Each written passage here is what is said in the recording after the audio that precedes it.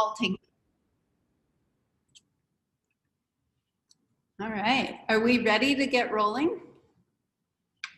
I say yeah, it's 4:34.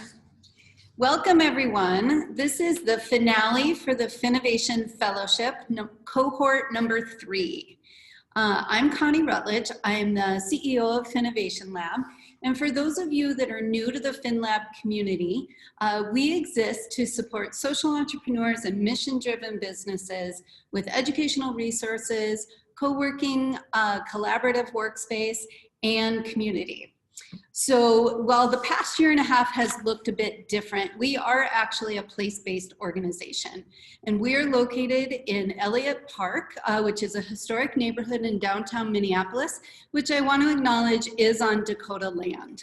We strive to build connections throughout the city and region to empower entrepreneurs to build sustainable and equitable economic growth.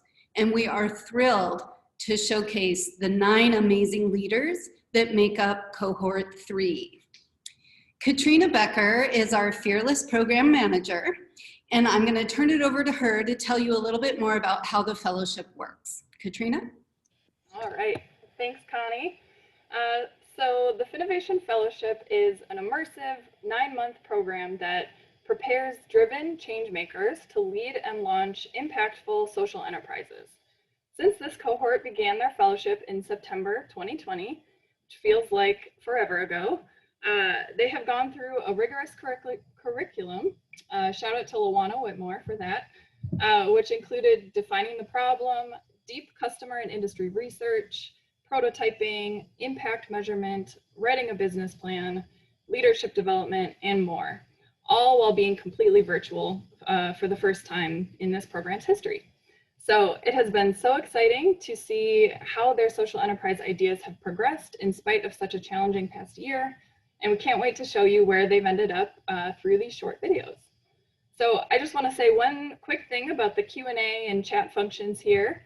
As we go through the event tonight, feel free to put any questions, comments, celebratory congratulations in the Q&A box. And then I'll sort of answer them and share them with all attendees. So that's how we're going to do that. And then we have also enabled live auto captions, which you can turn on or off by clicking the live transcript button at the bottom of your screen. So now I'd like to introduce our event host and MC for the evening, Tane Danger. Tane is the co-founder and host of the Theater of Public Policy, which is the long-running Minneapolis show that mixes serious issues with improv comedy. He's also the director of the Westminster Town Hall Forum, Minnesota's largest and longest running lecture series. But you might know him best for his web series with Metro Transit, Hey, Where Does This Bus Go?, where Tane gets on a bus he's never been on before, chats with people along the way, and finds out where does this bus go. And with that, I will hand it over to Tane to kick it off.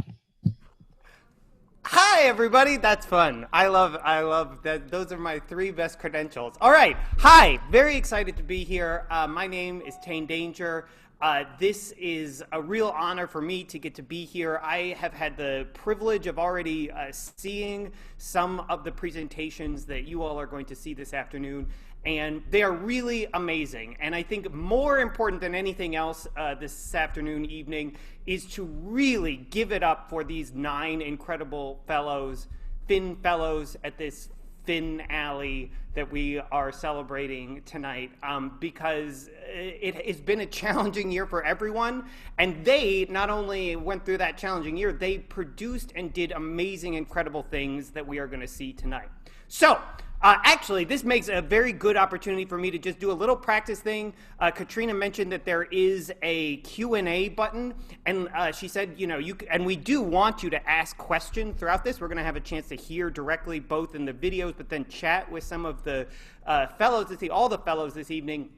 And we'd love to have your questions for that part. But just to get everybody warmed up, I would love if you would just write something in that Q&A, and maybe it's just like a hooray congratulations for somebody that you know who's here You can say hooray, congratulations for me if you don't know anybody here and you wandered in here totally randomly. But just to practice the Q&A, yeah, post something in there right now to practice. But I'm not going to take up any more time because we have 9 wonderful fellows who are here. Those are the folks you really want to hear from. And what we're going to do is we've broken them into 3 groups. And we're going to watch their approximately 3-minute videos in groups of 3, and then we're going to bring those 3 fellows on for us to actually hear a little bit more from each of them. These videos are sort of in the style of a pitch, which is actually very cool and exciting. This is sort of like a very friendly Shark Tank where everybody wins. Okay, so with that, I'm super excited to get this kicked off. So without further ado, please make a big round of applause wherever you are for our first set of videos, which I believe Katrina is going to hit the big red button that doesn't exist for us to start watching the videos. And here we go.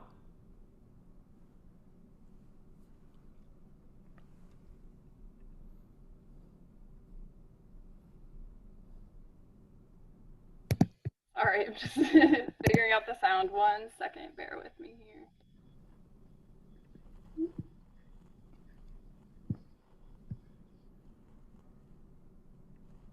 This is just one last challenge for the Finn Fellows, where they thought that they were just going to be able to play their videos, and it turns out they're going to have to live dub their own videos and try and lip sync with themselves what they recorded earlier.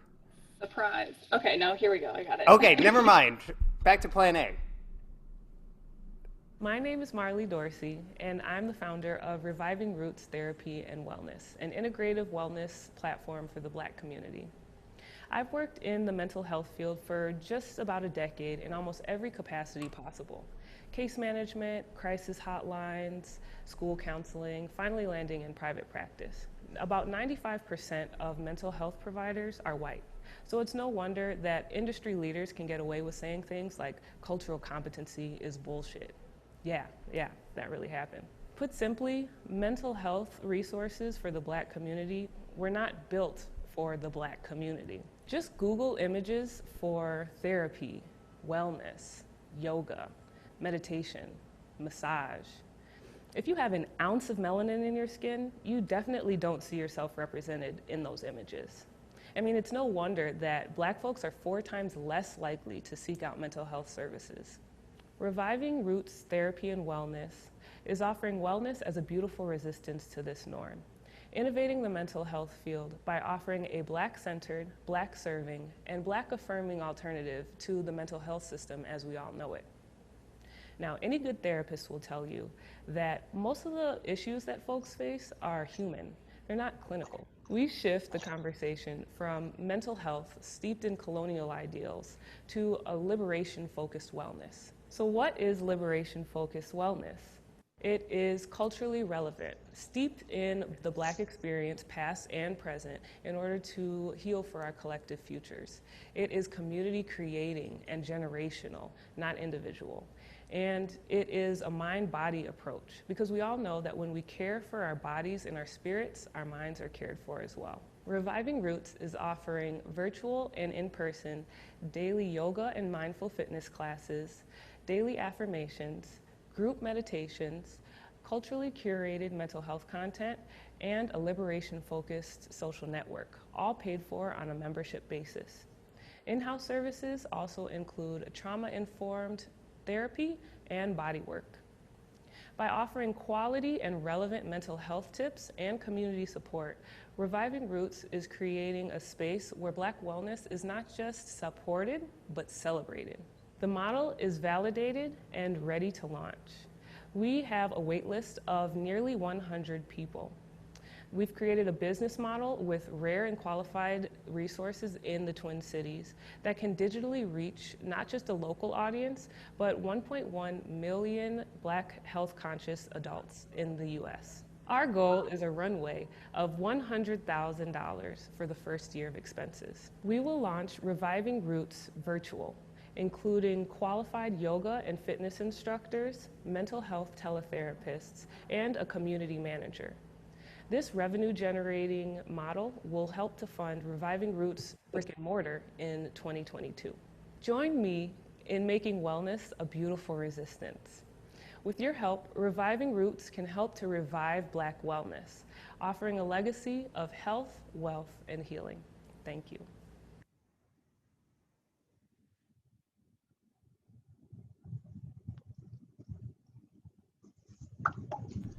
That is fabulous. Can we all, I know that we are all virtual right now and in different places, but while Katrina is putting the next video up, can we do just a really big round of applause, everybody, for Marley? Yay, that's really good. That's it. You have to, everybody is clapping and cheering for you right now, and it's very exciting.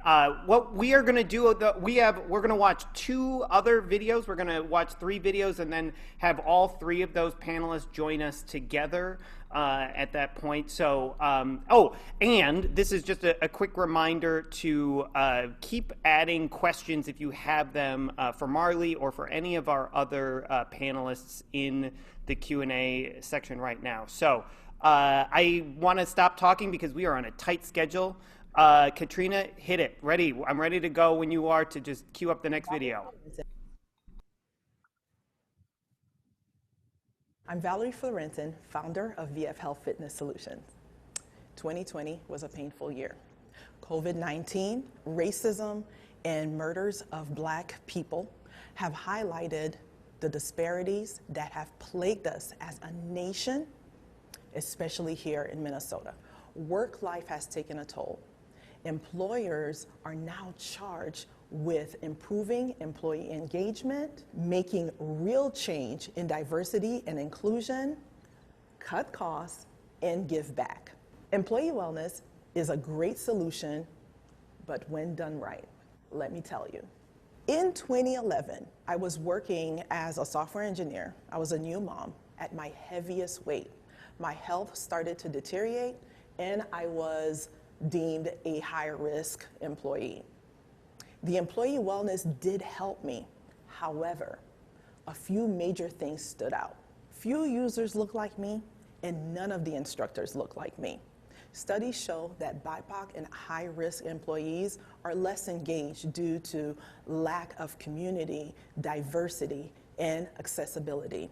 In 2014, I quit my corporate job to pursue my passion in fitness.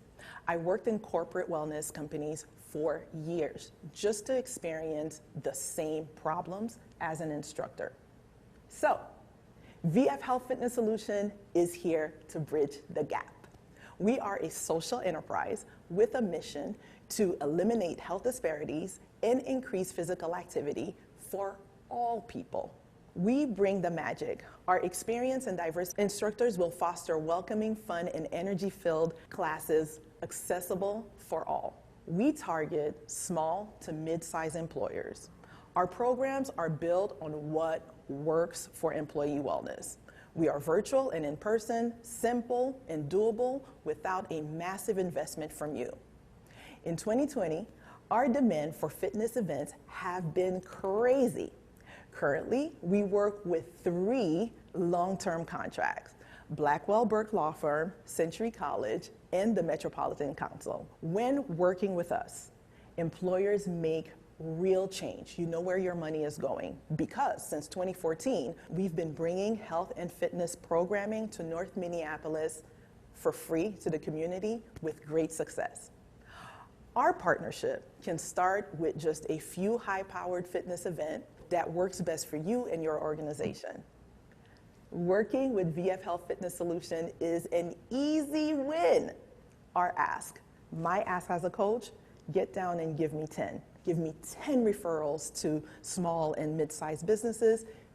I need 10 volunteers to help us with our marketing and fundraising efforts, as well as if you're in the crowd and you are a company that wants to make change, join us. Thank you. That is awesome. I am fit. Oh, and we're going to jump right into the next video. So I just want to say, everybody, big round of applause. And here we go with Michelle. All right, ready, set, go. Hi, I'm Michelle, and I'm the founder of Artwell. Let's throw it back for a second. How would you redefine your high school experience? For me, I was an awkward kid, and right away I learned how the classroom would not accommodate for my mental health struggles, and my teachers were often not equipped to support me in my recovery. My story of struggle is not one of isolation, though. 1 in 5 youth are diagnosed with a mental health condition each year, and unfortunately, suicide has become the second leading cause of death in youth. And in a 2020 survey, only 4% of high school graduates said they learned critical skills for wellness in high school, while every respondent reported wanting to learn these skills had they had the means. Even with these dire stats in mind, there's still been a $400 million cut to school-based mental health programming nationally. We can't reduce this issue down to numbers, though. There are people behind it, too. Whether it was working as a curriculum creator for startups, schools, or government agencies, or building meaningful relationships with youth in the classroom, I listened to how badly youth wanted our school systems to change. I learned personally, professionally, and vocationally how badly we need to change. And that is why I created Artwell. Artwell is a fusion of art and wellness where high schools can teach their students important skills to increase school outcomes, youth resiliency, and quality of life. We do this through our app. This is the student interface, and once students log in, they'll be greeted by their avatar, which will lead them to the home page. Once they click Explore Activities, they will see 4 different themes they can choose from. Let's try creativity. Here they will find different exercises that teach them different skills. For example, Brainwaves allows you to draw your own thought patterns. Once you tap again, you can view the supplies and instructions both in written and audio form. After going through both tabs, you'll be asked to tap to start and tap when completed. This will prompt an activity rating. Here we collect data through scaled surveys along with allowing students to share feedback through text responses. That way, Artwell is continuously evolving with students in mind. Our long-term goal is to scale this app nationwide, but we first want to start with our home base, Minnesota. In Minnesota, there are 53 private high schools that we are targeting for our beta app. And we are targeting these private schools because they allow for more initiatives like ours to be integrated more flexibly because of their larger budgets. One of our next steps in this process is to launch a curriculum incubator this fall of 2021 to create an interdisciplinary team of mental health practitioners, healers, educators, and youth. I am leading the 3-month program and providing a monthly stipend for each elected member. To ensure each person is properly compensated, I am launching a crowdfunding campaign this summer to raise $40,000 to cover the incubator costs and any additional admin fees. Our youth need you and I need you because we are the beginning of wellness. Please consider supporting Artwell's crowdfunding campaign by sharing it with your networks or donating. You can also support my mission by connecting me to wellness educators to be involved within our incubator. Together, let's build resilient thinkers so we can support audacious dreams. Thank you. Okay, let's do a big round of applause, and actually, let's bring up all 3 of our panelists from right there if we can. So I see Michelle's joining us. We've already got Marley and then Valerie. Hi there, hello, hello. Everybody say hello. Thank you all so much for being here. Those were great. Yeah, listen, people are, you actually can hear it. That's very cool. Okay, this is great. It is open for people if they have questions for any of these 3 folks to pop it in the Q&A. But let me just start. I am really moved by this, particularly this focus on mental health from a variety of different ways. And I'm wondering if we could just talk briefly about sort of how this became sort of your motivating passion. Michelle, I see you nodding your head, and it was part of your video. So do you mind maybe just saying a little bit about how this became your vocation, so to speak? Yeah, for sure. So I guess in high school, I realized that the system that was set up wasn't accommodating or accessible for a lot of people with different mental health needs. And it came from like a personal story that really transcended into like a shared story by meeting other youth as a youth worker, working with children in DHS. So that's really how it began, how I realized this was a really true calling for me, because I felt like I was doing myself justice and doing young people justice by starting this startup. That's very cool. And Valerie, if I can transition to you, you told a little bit of, you were in sort of a couple of professional settings where you felt like there was a gap. There wasn't something that was filled there. And so, I don't know, was it an aha moment? Was it a long journey? Like, what did it look like for you to get to sort of where you are now? Well, this is a great question. So I started my journey really by hearing the data of health disparities that exist here in Minnesota for Black for Black and brown people. 50,000 women, Black women, die every year of heart failure. That is a big number. And I was so astonished by our data because I really thought that we were living in one of the healthiest states, and that wasn't so. And so when I began my career, so I literally, like my story said, I quit my job in 2014 and started and went into fitness. And I went into corporate wellness as a means of making money, of course, and really saw the gap there. And I also saw the gap, and it was amazing for me to see that years later that this gap still existed, because when I went through my fitness journey, that gap was also there. There was very few people like me that were part of the programs, and very few people that looked like me that taught the programs. And Marley, you talk about some of these gaps as well, and then as is true with all three of the projects that you've put forward, but Marley, if you can speak to this specifically, that sort of future-looking piece, like what is this world that you're working to create, and how does it look different? For me, I think healing as having people heal on their own terms is really important. And I think since I've been working in the mental health field for the last almost 10 years, I've noticed that people don't often get the opportunity to heal on their own terms. They're kind of told that some of their experiences or some of their belief systems are not acceptable, or, they should be put in the hospital, or I'm going to call the police because of certain things. And so looking towards the future, having a world where Black folks can care for themselves in the way that works best for them, is the most important thing for me. And I mean, again, you talk a little bit about this in your pitch video, but can you say a little bit more about some of the things that you are looking for now in building that, right? Like going out from here, what is it that you need or you're trying to gather in order to start creating some of that? Really resources and funds. So right now I am working on kind of simultaneously, which may be kind of crazy, but creating a digital space and an in-person space. And so, if there are grant opportunities or even office space, because I'm kind of tired of working out of my house now. Those kind of resources would be really helpful for me to get started. And we are starting to get some questions in the chat here.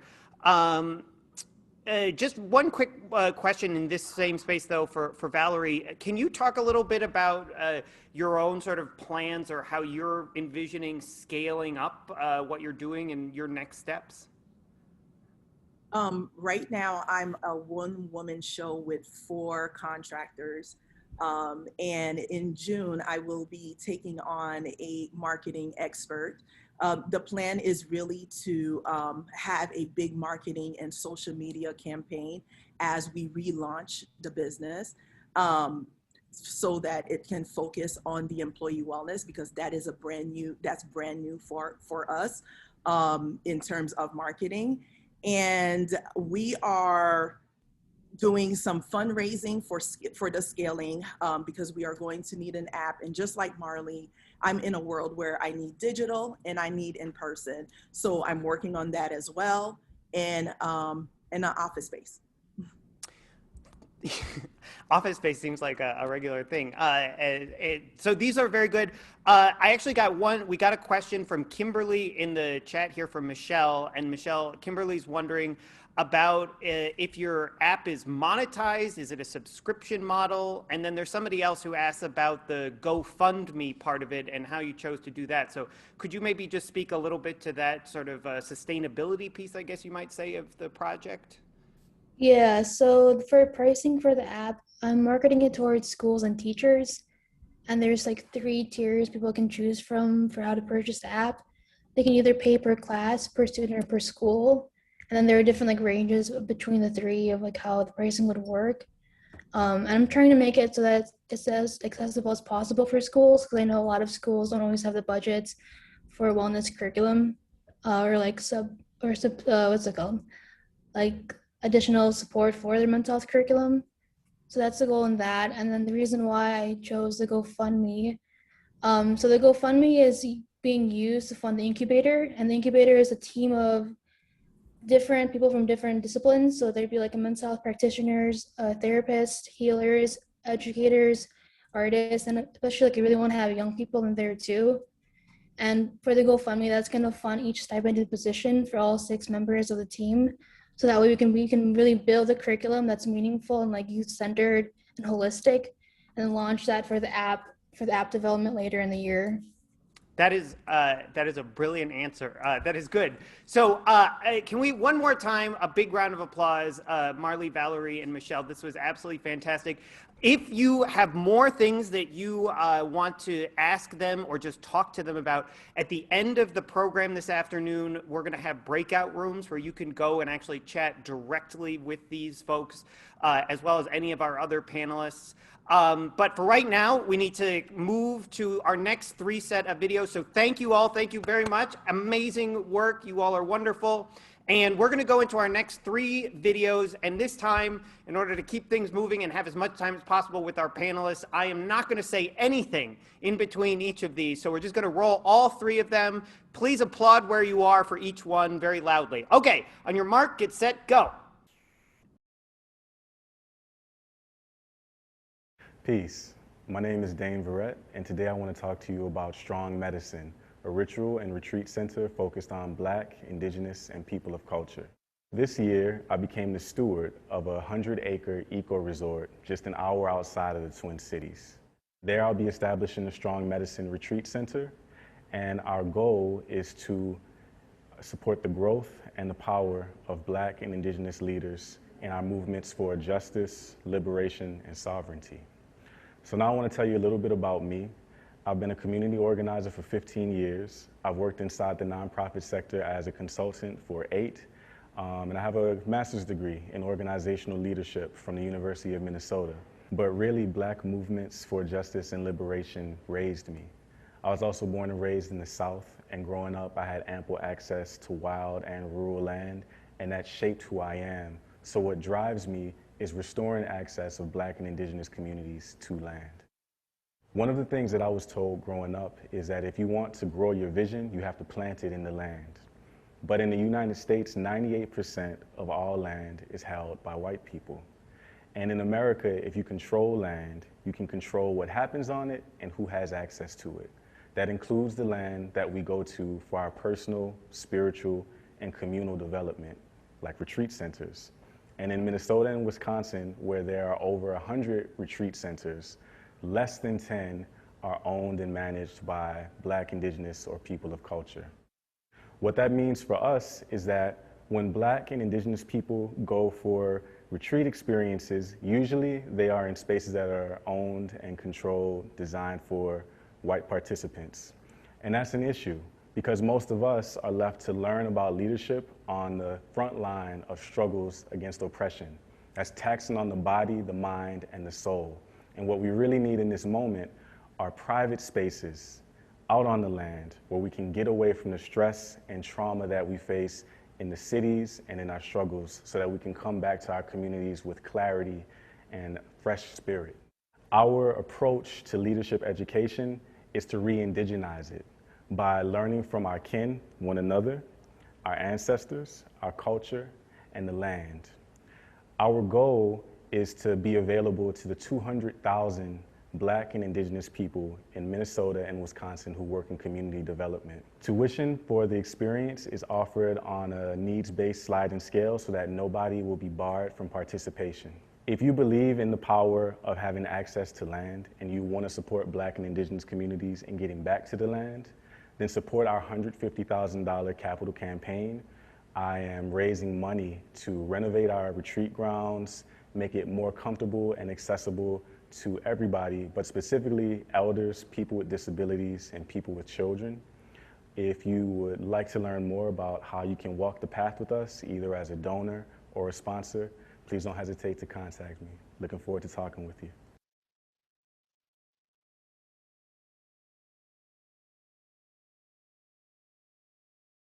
Hi folks, my name is Julian Korger and my pronouns are they, them, theirs.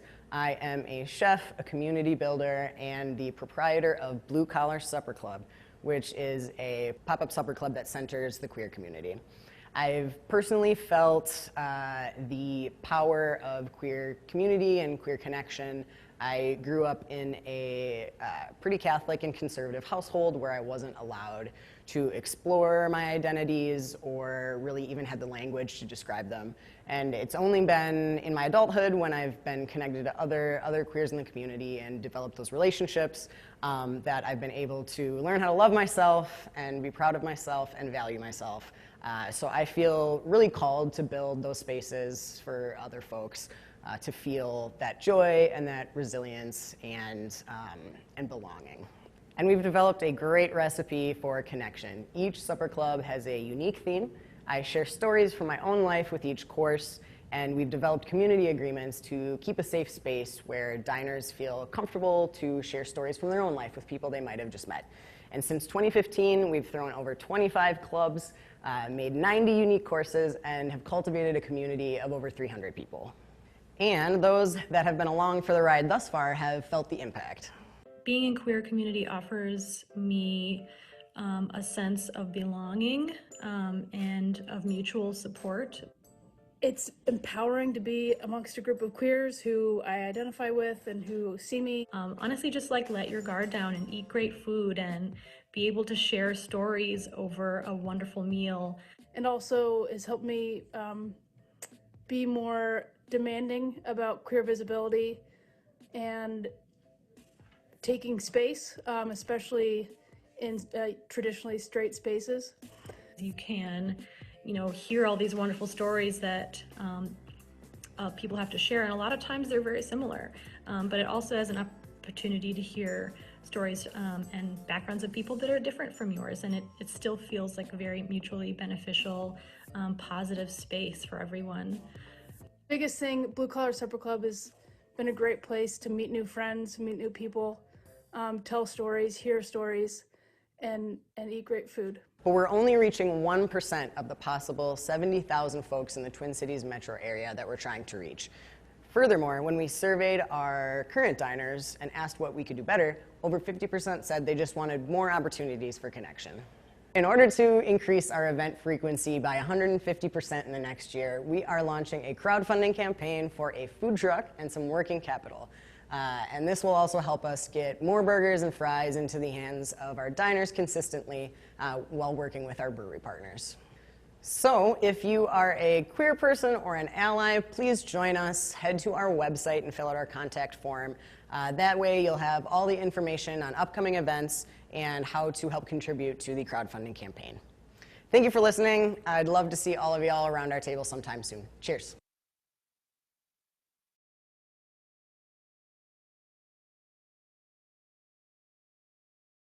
My name is Temilola Oguride, and in my native tongue, my name means wealth is mine. I'm so proud to be Nigerian. In my culture, we believe it takes a village, and I want to bring this concept to an issue I care about deeply, the homeownership crisis. Now, I'm from Minnesota, and it's a great state, but it has the worst disparities in the country in regard to the homeownership gap, and many other states are faced with the same issue. So how do you bring this "it takes a village" concept to the homeownership crisis? And I think it takes viewing the issue as a collective problem with a collective solution. So I thought, instead of creating my own goods, I could unite home goods creators from all over the nation who are already making beautiful work. So after a lot of thinking and researching, I created Homily, a blend of home allies. Our mission is to make a house a home for every person in America. Homily is an online marketplace. Think Etsy with a cause. Shoppers can buy unique and personalized goods for their home while knowing a portion of the proceeds will go to fund grants to help families overcome the biggest barrier to owning a home, the down payment. Homily is for those who want to do more. It's like Rachel says, I know housing is an issue, but I don't know how. I want to help, but don't know what to do about it. For sellers, this is an opportunity to make a difference, creating the work they already love and make. For buyers, they get to make an impact with their dollar. It's like Anna says, This is truthfully so timely and outstanding. If I was a buyer and I saw this, I would absolutely be sold. Homilies for the people like Anna and the 78% of Americans who believe companies should make a positive impact in society. People are down for this cause, so much so that homilies become more than an idea. It's a place where people can come and do what they already love and make an impact. But I want homily to be so much more than a place to shop and raise funds. We want to give people tangible ways to engage in this fight. That's why we've created a housing policy page that breaks down complex policy. People can also hover over their state and see how certain policy impacts their community. Homily is ready to make an impact. We will be helping families purchase a home, a dream that's been systemically denied to certain groups. Also, owning a home is the greatest wealth builder for the average American. We will be helping families start their cycle of wealth to pass down to their families. Launching Homily is a dream that's starting to become true, but I need your help to get there. If there's anything I've learned in this process, it's that starting a platform is not cheap. It will take roughly $75,000 to launch Homily. I'm not simply asking for money. I'm asking you to join me in being a part of my story, my village, helping me make a difference for families all over the country. Cool. Okay, that is so cool. Do a big round of applause so much as we bring onto the screen. I'm hoping all three of our panelists who are just chatting can come back on. There they are. Okay, hooray, good, yay, this is so exciting. Okay, I have some questions, and we're actually already starting to get some questions in the chat. So if you have any questions at all for Temi, Julian, or Dane, please put them in the Q&A and we'll ask them. It's Pride Month, so I'm gonna start with Julian. And actually, this is something that came up in the chat here, and it's something that I was wondering as well. Latoya asks, is the supper club always a pop-up, or is there a physical space? And I know you talked in the pitch video about a food truck, and I'm wondering if you could just say more about, like, if you get the food truck, if that's the next stage, what does that look like? How does that change what you're doing now, grow it, expand it? Yeah, absolutely. So we currently do not have a physical space. We are kind of running all of our operations out of a commissary space, which is typical for food truck vendors or anyone who doesn't have a brick and mortar location. And I think why we decided on a food truck next is because it matches the fluidity of our events, and also in looking ahead in times after the pandemic.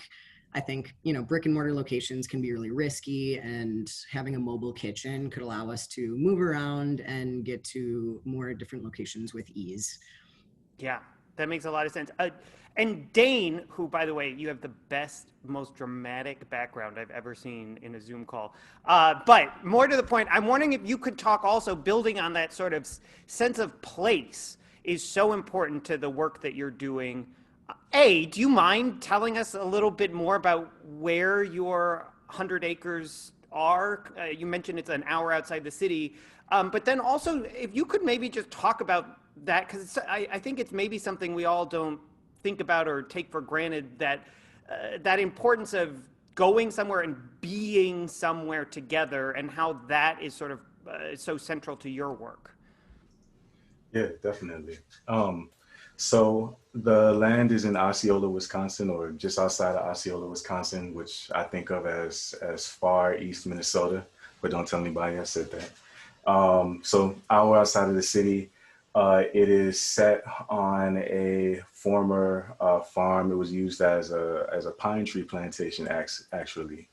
And the folks who are passing the land along to us, me and the collective of folks that I steward the land with, we are regenerating the land so that it can heal from this state of extraction, and so that it can also be a place where other folks can come onto the land and heal and regenerate themselves.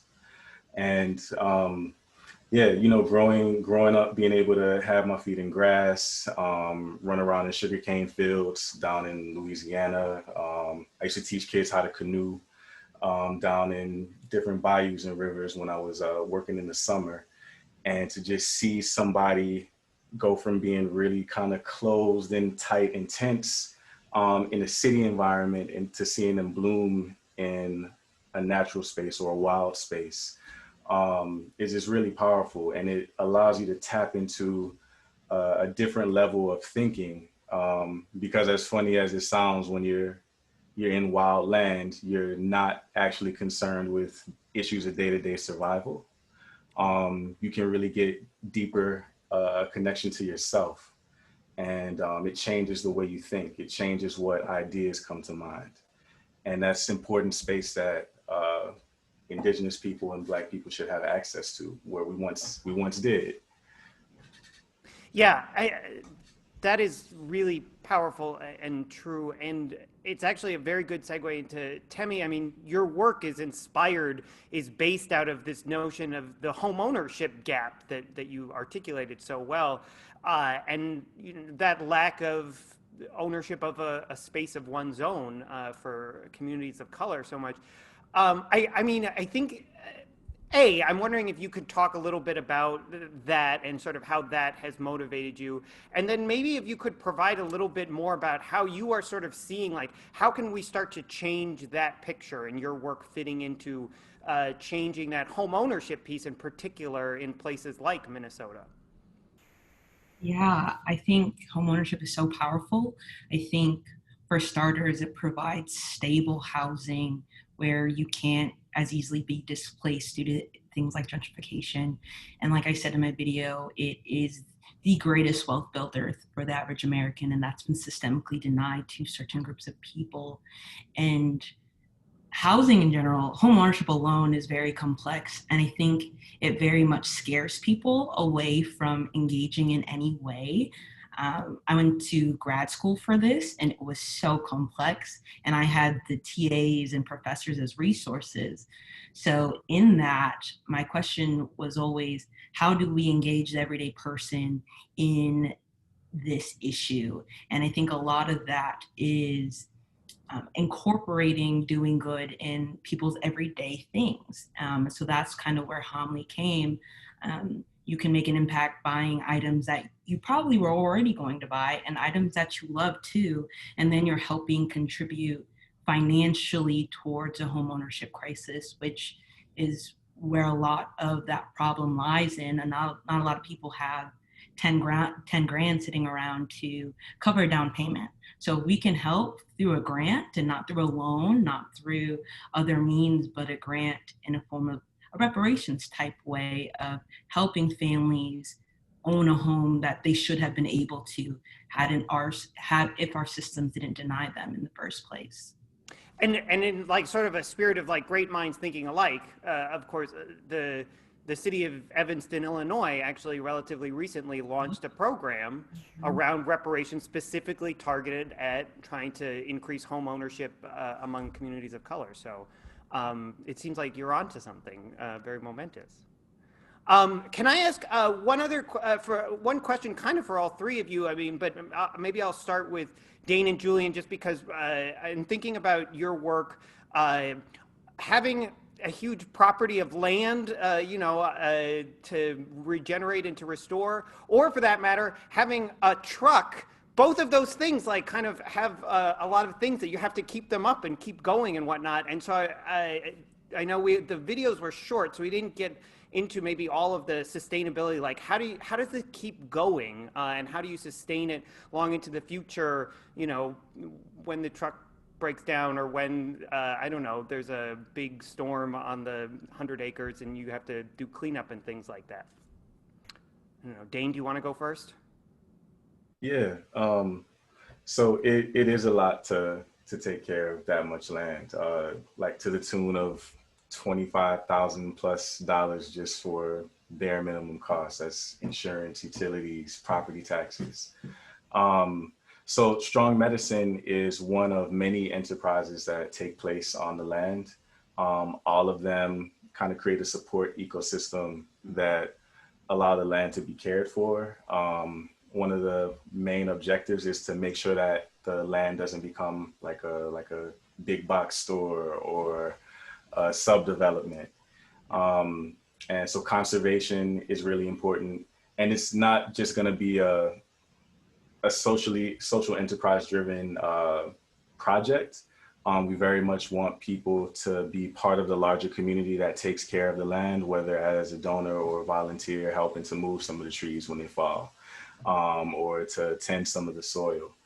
And so, I didn't get to do it in this pitch, but it is also a membership-based project. And 4 times out of the year with the change of seasons, me and the folks that I care for the land with invite new folks to join. And we also host other programming and organizations on the land as well. And they all support us in taking care of it too. So that's what we worked out so far. That's beautiful. Thank you so much. And Julian, I don't know if you, what's the long-term or the long-range vision for sustaining and growing? Yeah, I guess for me, it's less about the truck and more about community space. Yeah, that's fair. And like, it's really, we're not a food service company. We're not all about the food. It's more of a community and relationship building enterprise in my mind. And food's kind of the vehicle that we do that through. And so we've got a team of combined of over 50 years experience in restaurants. And I've worked in some aspect of the food industry my entire life. So I guess I'm not too worried about upkeeping the truck or any of the physical materials, but definitely down the line, like it would be a dream to have a sort of a queer restaurant group in the Twin Cities that's providing really high quality jobs and generating some sort of queer generational wealth and just providing as many benefits for staff in the community as possible. We are out of time for this, but once again, we're going to bring all 3 of these folks back for a breakout room that you'll be able to join. I'm going to steal one last 12 seconds. Julian, in your logo, is that a Manhattan or an old-fashioned? It's an old-fashioned, yeah. It's fine. Okay, great. All right. Thank you all so much. There'll be lots more questions for you all later this afternoon. But for now, a big round of applause for all 3 of them. Thank you so much. And we have one last round of tremendous videos from our Finn Fellows for our Finn Finale. I'll get it by the end of the program. Okay, with that, I'm going to turn it over to Katrina one more time for our last round of videos here, and then we're going to bring those 3 panelists up. So wherever you are, please make a big round of applause for our final Finn Finale Fellows. Got it.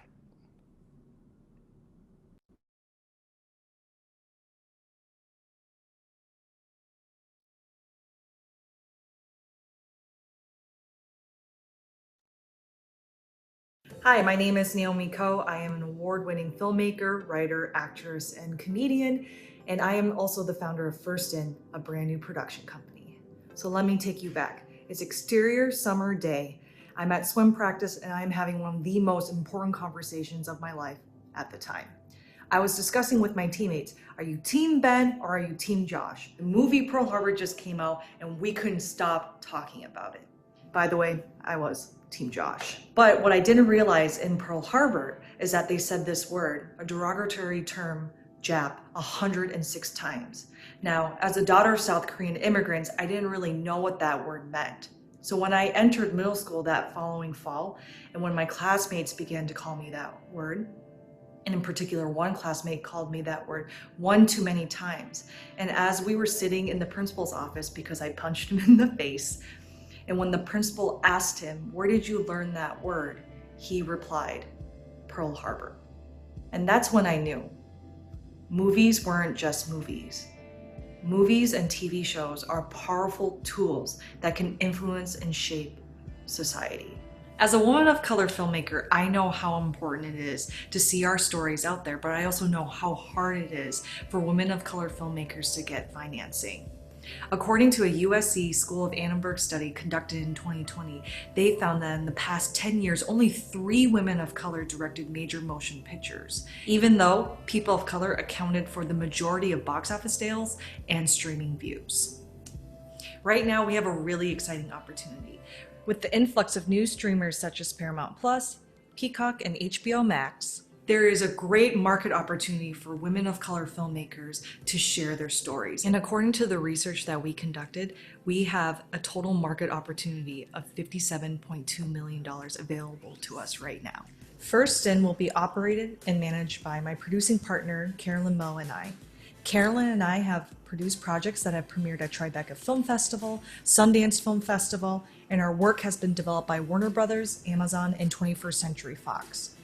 Joining us is an experienced group of filmmakers where we have produced films and TV pilots ranging from $50,000 to $1 million, with a total combined production budget of $7.8 million. So how does First In work? We're going to produce women of color films and TV shows. Then we will premiere these works on the festival circuit. Buyers will watch our content at the festivals and buy the rights to these works. Here are some film and TV projects that premiered at Sundance Film Festival in the past few years. The total production budget of these projects is $8.1 million. However, the combined sale price of these projects amounted to $36.3 million. In order for First In to be a truly successful and impactful production company, we're asking for a $10 million seed fund. What this will fund is 2 to 4 feature films and 8 to 10 television pilot presentations. So today I'm asking for any introductions and connections to investors who are ready to come in at the $2 million level. Because hey, filmmaking's not a solo thing. It takes a community. So join us, be First In.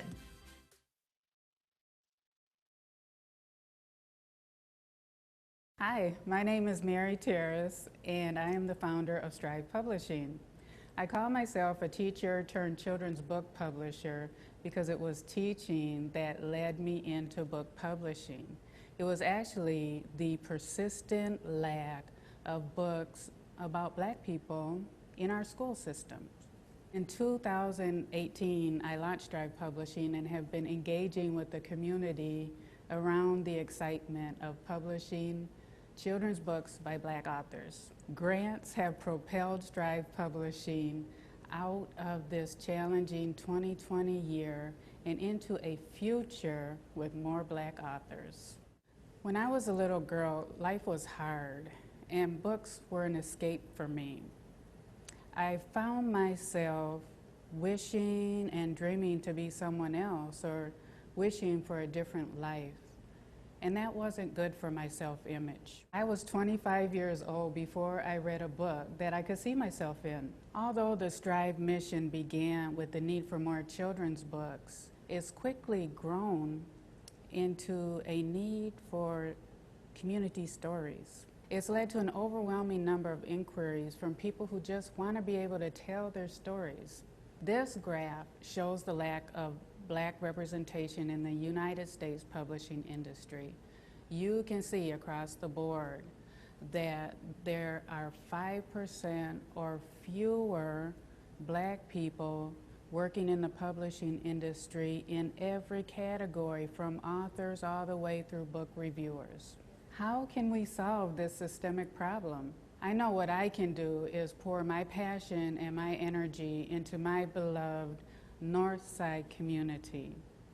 It's the community that raised me. It's the community full of people with vision and gifts and talents and voices that need to be elevated above the demographics, above the statistics, and above the disparities. I want book publishing and the literary arts to be accessible and to be part of everyday life in North Minneapolis. And it's going to take more than the work of Strive Publishing to make that impact. That's why I joined the Minnesota Black Publishing Arts Collaborative. We as a collective are committed to joining our communities and our networks for a greater social impact.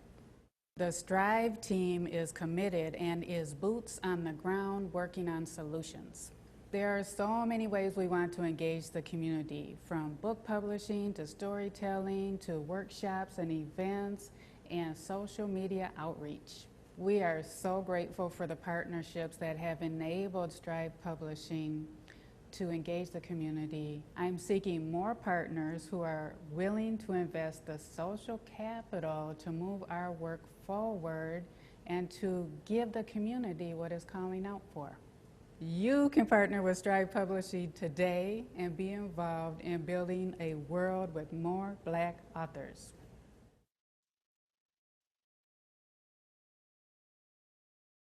Buju, wagagamijing zibimeni duokwe indigenakas, mikanakwaji and dunjaba.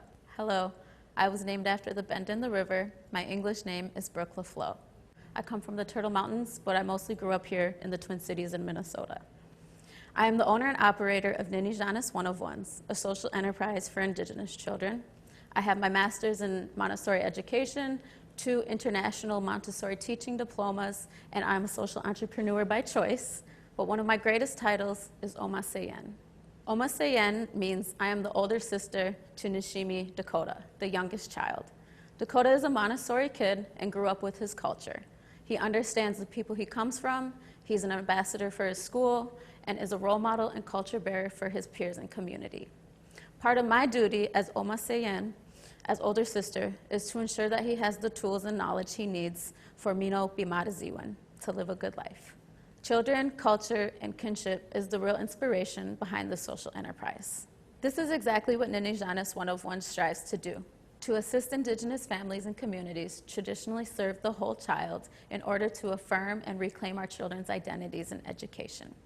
Growing evidence suggests that children immersed in their language, their culture, and supported by families in their foundational years will form strong self-identities and build resilience to challenges of racial inequity and bias for years to come.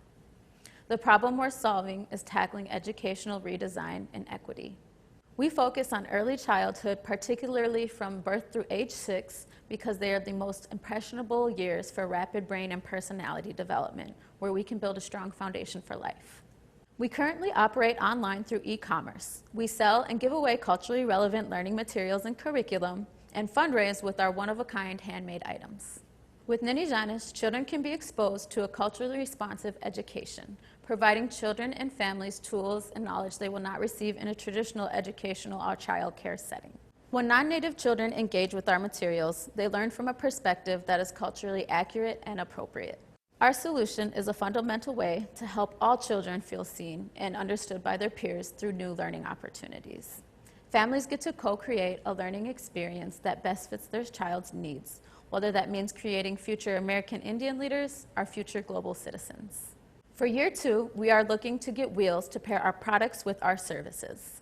We are launching a crowdfunding campaign in July to raise approximately $45,000 for our first infrastructure, a turtle top van, and all the work necessary to refurbish it into a mobile learning environment in school.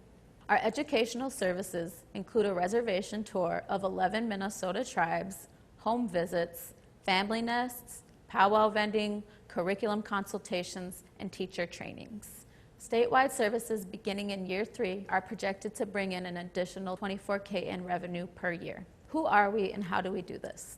We are a collective of Indigenous educators and artisans that come from the communities we serve. We strive to create equity in early childhood through our Ninijanis learning materials, through fundraising with our one-of-ones, and soon with your help through our educational statewide services. I want to say thank you, Chimi Gwich, for your generosity and support to help us make a better world for our children. That is so cool. Okay, a big round of applause right there for our 3 final panelists, our 3 final Finn Fellows who are now going to join us on the screen. Hello, Mary. Hello, Naomi. Hello, Brooke. Thank you so much. Ooh, wow, Brooke, that's such a cool background. Hi, everybody. So happy that you're all here. I'll remind folks who are watching. Wow, there's 70 people here watching right now. If you have questions for any of these 3 folks, please put them in the Q&A now. But I have a bunch of questions because these projects are amazing. There's just like one big glaring thing, Brooke, which is that we saw like War Pony on the top of the screen, and I think but can you say more about what a War Pony is? Yeah, can you hear me? Yes. At the introduction of horses, you know, our people didn't have horses, but when the Spaniards brought them, they became our modes of transportation. And we called them war ponies. So that's what we kind of call our cars now, as a way of just keeping the slang going. It's going to be our way our transportation and the way we deliver our services. That's super. So I have a question kind of for Brooke and Mary. Mary, maybe I'll just start with you, which is this going into publishing and particularly children's books and whatnot. I'm curious if that has unique challenges or things that you've had to learn or figure out or are still learning and figuring out that would just be surprising or unusual to folks who've never been in that space before. Yes.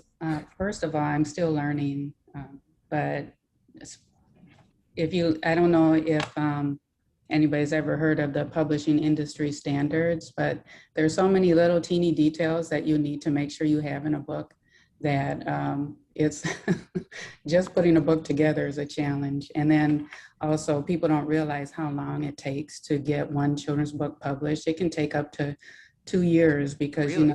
Yes, an illustrator needs time to tell the story visually, and not to mention all the other things you go through to get a book published. So it's a challenge, to say the least.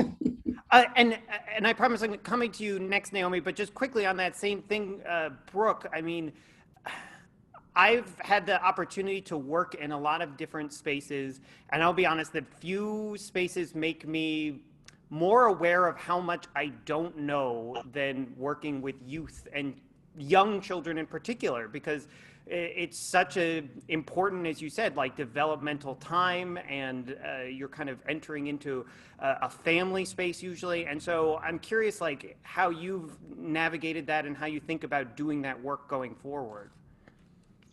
I come from a place of community. I was raised, with multiple generations, and I've always had representation in my own teachers. So I think it comes naturally for me because I was raised that way to continue to live and work in community. So, Naomi, in a similar vein, that notion of entering into a space, I think that probably a lot of folks have this, I will just say, incorrect assumption that we live in an era where anybody can just make like art and can make a movie or make television or whatnot, because everybody is just making stuff all the time and we're all content creators. And I know that that's not true, and yet I'm wondering if you can help dispel that in maybe just telling us a little bit about what does it actually take to do the kind of work that you're doing? Yeah, I think that's a really great question. Filmmaking is the most strenuous and most expensive form of art because it requires writing in the screenplay form, and then you have the production of it, which is where the bulk of the money is going. But then also a huge bulk of the money is going to the editing and to the color correction, the sound, the music, the score. So, filmmaking, even though we all have fancy phones now because we got TikTok, but I don't think people realize that it does require a lot of time to actually develop the idea. It requires a lot of time to work, and you have to pay. You have to pay people to do this work because unfortunately you can't hold the boom, you can't act, you can't direct, and you can't do the lights, and you can't hold the camera, and you can't play 5 characters at once. It's impossible to do that with just one person. And most feature films require hundreds of people to be involved in different stages of it. So that's why filmmaking ends up being expensive, because it's the labor costs, it's the equipment costs, and it does take a lot to make a movie. It is one of the most collaborative art forms because there are so many different moving pieces at the same time. I think people, when they think of movies and TV shows, they think, oh, well, of course, Top Gun cost so much money because they paid Tom Cruise $20 million. Well, for a big studio budget film, yeah, maybe they paid Tom Cruise $20 million. It also cost $70 million to make the movie as well. Top Gun, I'm going to talk about Top Gun now. I was about to say, you know a lot about Top Gun, but...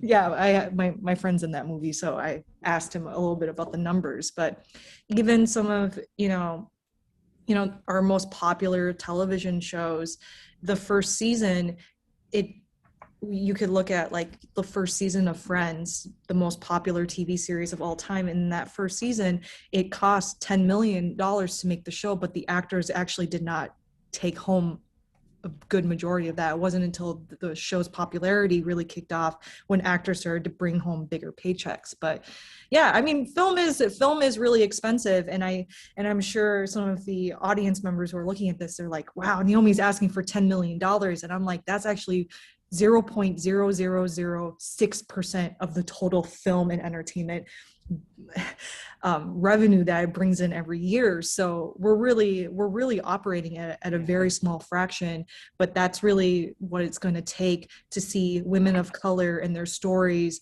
actualized on screen. And Mary, I'm guess you were alluding to this already, that there are a lot of pieces of the publishing world as well that people don't know about probably and don't realize. And again, I'm wondering if you could maybe, pivoting to looking forward a bit, tell us a bit about what does it look like if you're able to grow your vision to develop this. What does that sort of like ecosystem look like down the road that grows it from being Mary and some of the folks you're working with now to being something that is bigger and society changing? Well, one of the things about publishing is you need a big name author to really boost your company. And we have fabulous people in our community that are just unknown. So I think that big vision, when people start really getting to know our authors and our books, we have the potential to really move the needle in terms of getting more authors published, getting them to the point of earning royalties, which is, when you talk about the ecosystem, that's one big consideration. Authors need to be making some money. We're trying to get more people on our team in terms of getting more people working in the publishing industry. I've spent a lot of my time in the last 2 years just raising awareness of the fact that there aren't very many Black people in the publishing industry actually making the decisions. Book publishers are seen as the gatekeepers to the stories that shape society.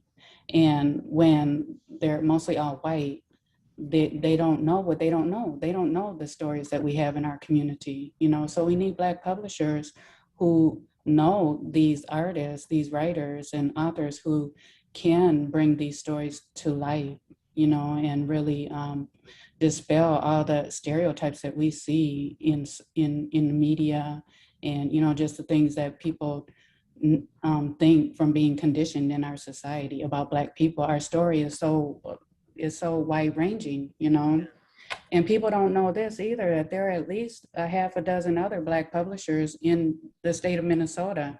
And I showed some of them in my presentation, but we're all working to move the needle and to raise our voices so that we're not seen as stereotypes. Brooke, if I can ask you actually a similar question, because you articulated very well. You're working in community and you have folks that you're there. And again, considering sort of the conversation we're having here, thinking about the future and that scaling, you talked about going all over sort of the region. What does it look like maybe 2, 3, 5 years from now? Yeah, ideally, I want to have my own store in a permanent building.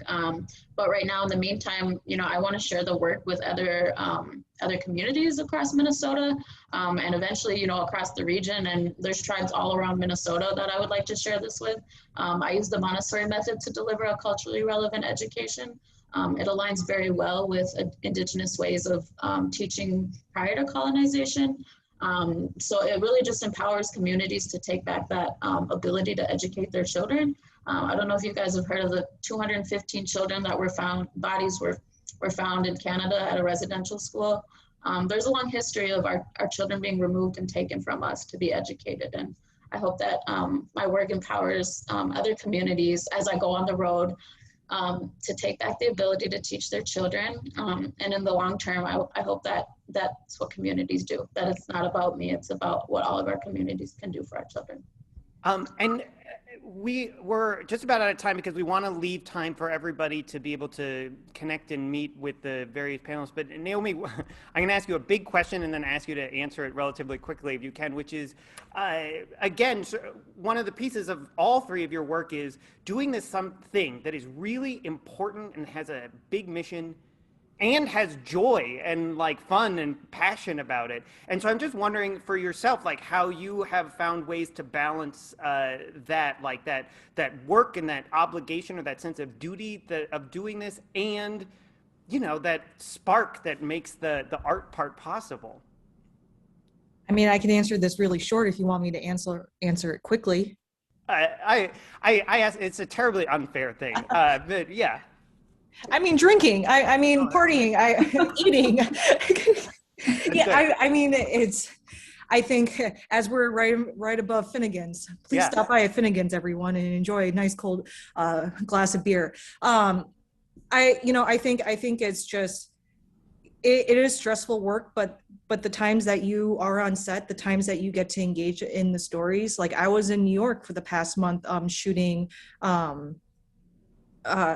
videos for Stop Asian Hate campaigns.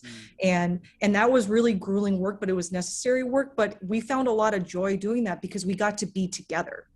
And when you get to be on set, on location, with people, with your crew and with your cast, you remember that that is the magic of filmmaking, because you're going to make something that can live forever. That's so cool. That is an absolutely beautiful note to end on. So can we one more time do a big round of applause for Mary, Naomi, and Brooke? Thank you three so much. And you know what? Actually, if they're all still here, let's bring out all of our wonderful panelists one more time. If you panelists, if you haven't changed in your pajamas or anything yet, and you can still come back on and all say hello. Everybody, wherever you are, do a big round of applause. All the amazing Finnovation Fellows this year. You all are wonderful. Thank you so much for your work and your passion and your drive. This is awesome. What is going to happen now? I'm going to turn it back over to Katrina, but you will have the opportunity here to go into a breakout room, if you like, with some of these folks. Ask them more questions. I'm going to put on the table, ask them how you can help, how you can be involved and connect with their work. Because the Finnovation program is the start of what we hope is a lifelong journey of being able to do this work. So with that, I'm going to just say thank you. Thank you to everybody who took the time to be here this afternoon, for your support of these amazing fellows. And thank you all so much for being here. I'm throwing it back to Katrina and Connie. Thank you all so much. All right. Thank you, Tane. Great job, everyone. So I am in the chat here. I'm going to put links to. We're actually doing separate Zoom links, so it's not breakout rooms within this Zoom link, but separate links. I'll put those links in the chat here in a second, and then you are welcome to join whichever room you would like to chat with the fellows there. I just want to close because once I put those Zoom links in, I'll stay on the line here, but we'll sort of end with the networking and breakout, and those will end right at 6. So I just want to close by saying thank you to everyone who joined tonight. I also want to say thank you to the Bush Foundation for their generous support of this program and making this all possible. Thank you to all the volunteer mentors for supporting the fellows throughout these 9 months. You have been awesome. Thank you to the curriculum guest speakers. Thank you to Lawana. I know you're out there. And thank you to the family and friends of the fellows for your support, because entrepreneurship, and especially everything this year, is not easy. And I can imagine that being the support system for an entrepreneur is probably difficult as well. So thank you so much for being there and being supportive to all these awesome fellows. Okay, so here are the Zoom links. Yes, okay, those all went out. So you are now welcome to join. You'll have to end or leave this room. So you might actually want to copy the link, end this room, and then paste the link in your browser. I think that'll work. If not, you can come back to this session and join the link. But yeah, just opening it up for discussion, questions with the fellows, conversations, networking. Yeah, and again, this session is being recorded and we will share out the recording. We can make, if anyone wants to make connections, we can definitely share that info. So thank you all. Yeah, and have a great rest of your evening. Thanks so much.